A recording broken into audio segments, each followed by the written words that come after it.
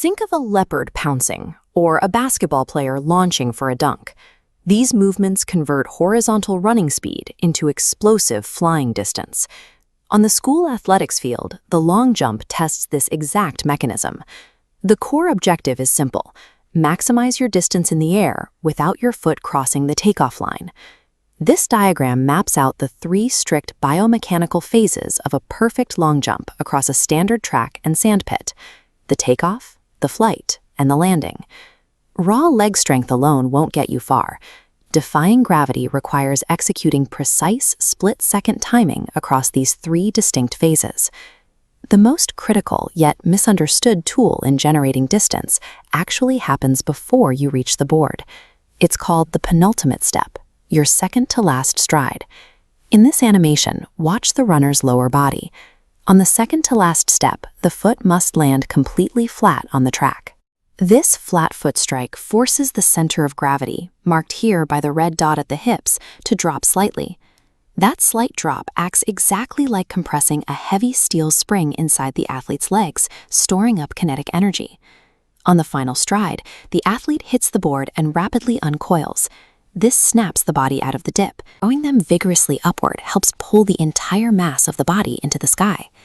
Instinct tells many jumpers to look down at the takeoff board to avoid a foul, but mechanically, this is a dangerous error. Looking down forces your head and shoulders to drop forward.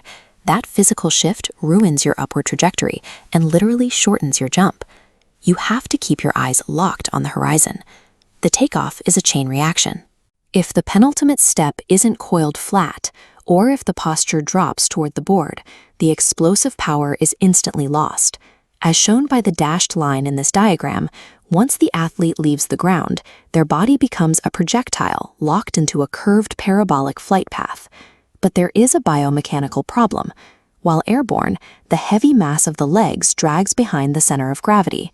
This causes the torso to naturally pitch forward into a dangerous tumble. To fix this, jumpers use the sail or hitch kick technique. By actively extending the arms and legs mid-air, you counteract that forward rotation, stabilizing the body and keeping the feet elevated for longer.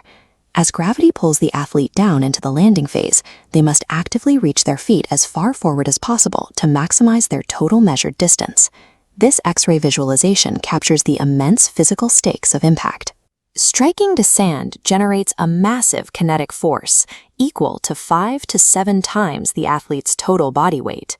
If a jumper lands with straight, locked legs, that unabsorbed kinetic energy has nowhere to go.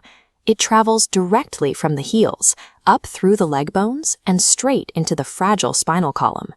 To survive this impact, the athlete must simultaneously bend their knees, hips, and ankles the exact millisecond they hit the sand. This joint flexion smoothly dissipates the force vectors outward, protecting the spine. Perfecting your flight posture earns you extra centimeters on the tape measure, but mastering joint flexion upon impact ensures you walk away to jump another day. When we put it all together, the sequence looks like this. The athlete generates maximum run-up speed, uses the penultimate drop to coil the body, drives the arms for lift, stabilizes during flight, and executes deep knee flexion upon landing. Reviewing with this summary table, takeoff requires pushing explosively off a flat-footed penultimate step, keeping eyes locked forward. For flight and landing, success relies on counterbalancing the torso, reaching heels forward, and aggressively flexing joints to absorb the landing. Mastering these biomechanics wins track meets, while building the baseline explosive power and agility required for every other field and court sport.